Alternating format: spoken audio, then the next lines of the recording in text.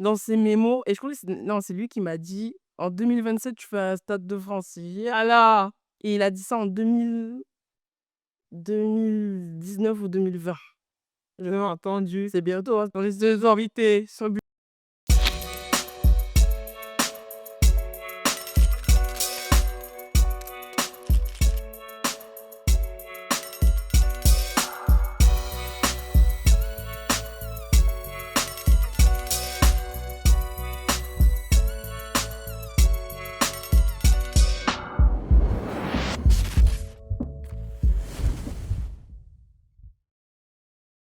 Alors bonjour et bienvenue dans ce nouvel épisode de Beauty Talk. Je suis en compagnie de Liqui, Hey. super chanteuse, hein. Et donc on est là pour parler de toi, de tes projets, ce que tu fais, tout ça, tout ça. Merci. Déjà, qui est Liquid? Genre, j'aimerais aussi savoir en fait, d'où est-ce qu'il vient ton nom? Quelle est ton inspiration? Alors, Lee Queen vient c'est un surnom qu'on m'a donné, au collège. C'était un grand du collège, j'étais en seconde et lui, il était en troisième. Et et un jour, je pense qu'il était un peu en mais il a oublié mon prénom et il m'a dit: «Oh Lee Queen, ça va?»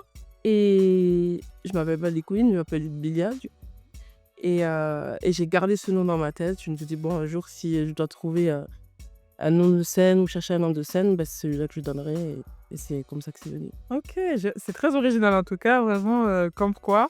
Donc du coup, tu viens de dire, ton nom de scène, donc ça veut dire depuis longtemps, tu sais que tu voulais faire de la musique alors? Ouais, depuis l'âge de 5 ans. Depuis l'âge de 5 ans, je chante, je danse, mon père est des musiciens, donc à la musique, c'était beaucoup de musique, reggae, soul, R&B avec mes frères, hip-hop, Jay-Z, Dr. Dre à Bâle et ensuite, j'ai continué en autodidacte parce qu'on n'avait pas forcément les fonds pour prendre des cours de chant avec les parents, tout ça et c'est vraiment à l'âge de 13 ans que j'ai commencé à aller, au conservatoire et vraiment me professionnaliser, enfin surtout au niveau technique, Ouais. avoir une technique, et ensuite, faire des études dans la musique, parce que j'ai toujours voulu faire des études dans la musique. Je l'ai dit à mon père depuis que j'étais petite, j'ai toujours voulu faire ça. Il m'a dit: «Et le bac?» Et puis Ouais, et puis même les études, hein, on a des parents quand même, hein. c'est ça même. Il faut. Donc j'ai été jusqu'au bac et j'ai continué un peu dans le management, dans la sociologie, mais tout en me disant que c'était pour la musique, quoi. Ouais, ton cœur était déjà Vraiment, ouais, déjà parti, c'est ça. trop bien. Et donc, tu fais la musique professionnellement depuis quand? Alors depuis, 2019, j'ai rencontré mon producteur. Je pense qu'on s'est même rencontrés plus tôt, mais c'est vraiment vers 2019 où on s'est dit, «Viens, on sort des sons sur les plateformes, viens, on fait des clips, viens, on fait de la scène», Faire ça vraiment au sérieux, quoi. ouais, vraiment, avec des contrats, des des petites phrases écrites en petit qui te dit quand tu vas être payé ou pas. Ouais, trop bien! Et donc en plus, j'ai vu, tu as fait, pas mal de scènes en plus, Zénith de Toulouse. Ouais, Je pense que tu avais aussi fait partie de NASA, ouais, c'est ça? il y a 2 mois là. Tu vois? Très récemment en plus. Alors comment tu as vécu ces accomplissements? Parce que c'est pas rien quand même, hein? Bah, très reconnaissante parce que ça venait toujours à des moments où, bah, j'en avais besoin Mmh. de monter sur scène ou d'expérimenter la scène différemment et je l'ai bien vécu, je l'ai très bien vécu. L'accueil du public, il est incroyable. Au début, quand on fait les premières parties, on sait pas trop.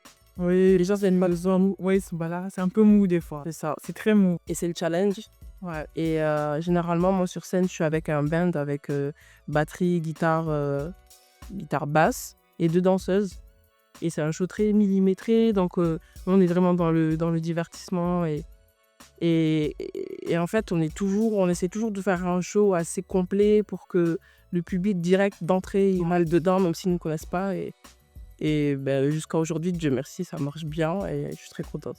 Qu'ils retiennent ton nom, quoi. C'est ça. Directement. Même s'ils aiment pas mon style, qu'ils sortent de là et disent: Hey, ça change! «C'est gay». C'est qui ça? C'est ça. OK. Et maintenant je voulais savoir, donc tu as toujours, su que tu voulais faire de la musique, mais toi, à qui tu te référais? Est-ce que tu t'es dit à un moment donné: «Je veux avoir cette carrière-là et c'est ça que je veux faire»? J'ai eu plusieurs artistes comme ça où chacun je prenais d'eux. Mmh. Après, pour moi, celle qui est la plus complète, c'est Beyoncé. Tu parles mon langage. Ah ouais, le coup d'épaule. Donc, je le dirai tout le temps, mais jusqu'à ma mort, Beyoncé, c'est vraiment la seule artiste pour moi qui est complète dans tout ce qui est technique vocale, scène, danse, interprétation, tout, discipline, régularité. Et donc, j'ai beaucoup pris d'elle avec les Destiny Child au début. J'ai beaucoup pris aussi d'un groupe de reggae qui s'appelle Morgan Heritage. Ouais, j'ai grandi avec du reggae. Et eux, c'est surtout le côté gospel, le reggae, le mélange, les harmonies, le fait d'être en famille, le partage, tout ça. Et Whitney Houston pour ce côté très technique. Pour moi, c'est l'une des meilleures voix Mmh. de la musique. Et puis, ouais, je prenais un peu de chacun. Je prends aussi des athlètes aussi de sport parce qu'on a un peu après la même rigueur sur ce qui est discipline. On la lise, Exactement. Serena Williams, Kobe Bryant qui repose en paix, Michael Jordan, tout ça. Et ouais, surtout Big Up. Ouais, tu m'as vraiment cité que des grands. Ouais, Vraiment, c'est en fait que le top du top. on rêve grand. T'as raison. Franchement, t'as raison. Franchement, dans quelques années, Stade de France pour toi. Voilà, tout ce que je te souhaite. J'espère, hein. Mais oui! Mon producteur a écrit dans ses mémos, et je crois que c'est lui qui m'a dit en 2027, tu fais un Stade de France. Alors, Et il a dit ça en 2019 ou 2020. je l'ai entendu. C'est bientôt, hein. Dans les deux invités sur Butit. Je pense qu'il a mangé. Ah ouais. Oh non. Souvent, ça va trop vite, hein. C'est que les C'est essais et tout, C'est vrai, c'est vrai. ça va tellement vite.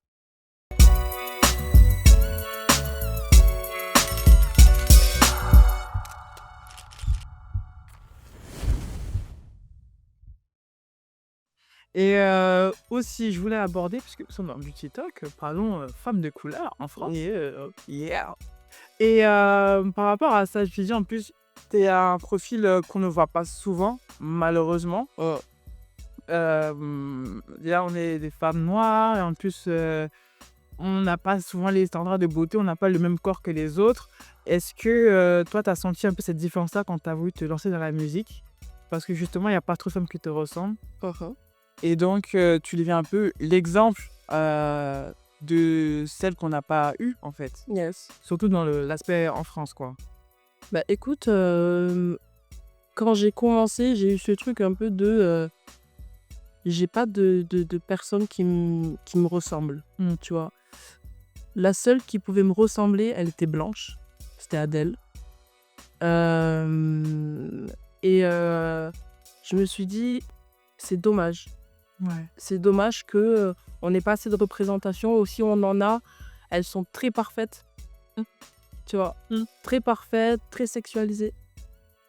Et C'est un très bon point.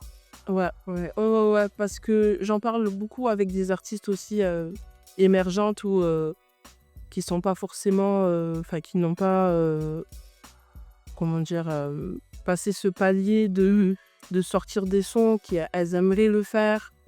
Et elle me dit, mais putain, c'est chaud quoi, j'ai pas de représentation, je sais pas à qui me référer. Est-ce que je dois être comme ça? Est-ce que je dois laisser mes cheveux crépus? Est-ce que je dois mettre une perruque? Et j'ai pas les réponses non plus. Vraiment, c'est... Ah, bah, très bonne question. Tu vois, ça me... J'ai pas les réponses non plus. Et moi, tout ce que je peux dire aujourd'hui, c'est sois toi-même, mais vraiment va au bout. Assume ce que t'es jusqu'à la fin. Et c'est ce que je me suis dit pour me réconforter. Vraiment sûr. Me dire, meuf, Toi, c'est toi, et toi, tu vois, c'est tout. Sois toi, et si ça plaît, ça déplaît à des gens, bah, ça plaît à d'autres. Quand tu peux pas plaire à tout le monde, comme on dit tout le temps. Mais c'est vrai que ça a été compliqué au début, mais petit à petit, tu grandis et tu te dis, ouais, assume qui t'es, quoi. Plus tu t'assumes, plus t'es belle. Ouais. Et plus t'envoies une lumière aux gens. Et les gens se disent, ah ouais, si elle peut le faire, je peux le faire. tout est dans l'aura. Exactement. bon, tu as quand même une carrière assez jeune, mais est-ce que tu as eu certains freins quand même, ou certains moments où tu t'es dit, ouais, peut-être que la musique, l'industrie là, c'est pas fait pour moi. Et, et, et. Au moins une fois par mois. Mon Dieu. Ben, C'est dur, hein? c'est dur. Le monde artistique, c'est dur. J'en parle avec mon producteur, j'en parle avec mon père, Hmm. j'en parle avec mon compagnon, j'en parle avec mes proches et tout. Et c'est vrai t'as des moments de down. Tu te dis, mais c'est quoi? Que ça soit au niveau musique et que ça soit au niveau physique. Je pense que mon frein plutôt, c'est la musique. Ouais. C'est ce truc, moi j'ai grandi avec des gens qui font de la musique. Tu vois, et que ça soit en audio ou en live. En live, ouais, Tu vois, Ben. quand tu me dis t'as un concert et tout, quand il y a un tel qui me dit oh, je sais pas, il y a Rihanna qui fait un concert, je sais que je vais aller à son concert et je vais avoir quelque chose. Tu vois. Et j'ai grandi avec ce truc où j'ai du mal avec un peu la musique de maintenant. J'essaie de m'adapter beaucoup. Et je pense on est obligé de s'adapter et de faire Ce qu'on nous donne, en fait. c'est ça.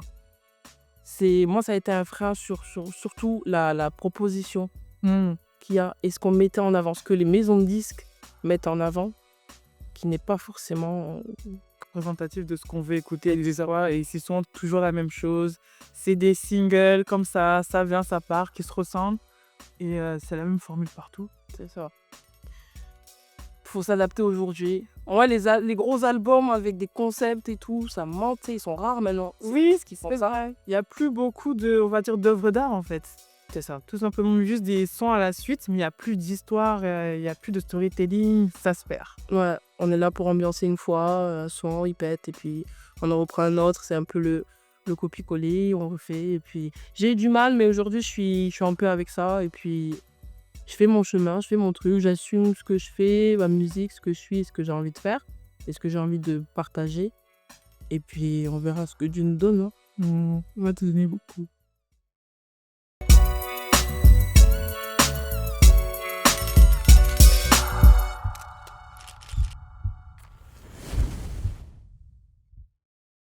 Ah, Zéliette. Merci. Mais donc, tu as sorti un nouvel EP. Yes! Oui, qui est sorti en décembre dernier. Ouais. Et est-ce que tu peux nous parler juste un peu de ton process sur la création de ce son-là? Alors, Love Queen, c'est mon deuxième EP. Je l'ai commencé un peu l'année dernière. L'année dernière, j'avais commencé à sortir des singles comme Diamanté, Lucy. J'avais eu de bons retours quand c'est sorti, très contente. Et ensuite, je me suis dit pourquoi pas rajouter quelques titres à cet EP parce qu'il n'était pas réfléchi au début. C'était juste vraiment, je sortais pour voir ce que ça donnait. T'as enregistré. Voilà. Et après, je pense que j'ai rajouté 3 titres vraiment. Et ensuite, ça a fait un EP. Et cet EP, sa création, c'est vraiment. Chaque son était une grosse inspiration, mais d'un coup, tu vois. Souvent, j'ai des blocs où je n'ai pas d'inspi. D'accord. Là, je suis là, j'ai plus d'inspi. Et vraiment, chaque son, c'est une période de ma vie où d'un coup, à 3h du mat, 4h du mat, tu vois, tu te lèves comme ça, tu sais vraiment contre toi. Mais tu t'assois, tu branches tout, tu fais, et le son est là, quoi. D'accord. Et t'écris tous tes textes toute seule. Ouais. Ouais. D'accord. Et pour le son, t'as un producteur ou J'ai un beatmaker, Ouais. J'ai un beatmaker qui est mon batteur aussi. Mhm. Et il est très fort, il s'appelle Jay Curtis sur les réseaux. Et je travaille aussi avec un autre beatmaker de Perpignan qui s'appelle Tunilouse. Et qui d'autre? J'ai travaillé avec un Nigérien, un beatmaker du Niger. Et voilà. Ok. Bah, t'es bien en tout, en tout cas. je suis contente. Je suis très contente de ma petite équipe.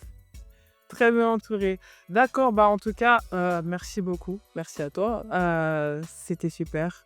Donc, allez écouter nouveau projet, l'EP Love Queen. Yes. Et en tout cas, j'espère qu'on te reverra très bientôt. Même, on peut commencer avec un Bercy. On peut, hein, un petit tour là, hein, André. Accor Arena, après un Stade de France. Que comme vous avez eu l'exclusivité ici, voilà, je vous ai dit, il y a que ça que je vous sers. En tout cas, merci énormément Merci à toi. et à très bientôt. À très bon, bon courage.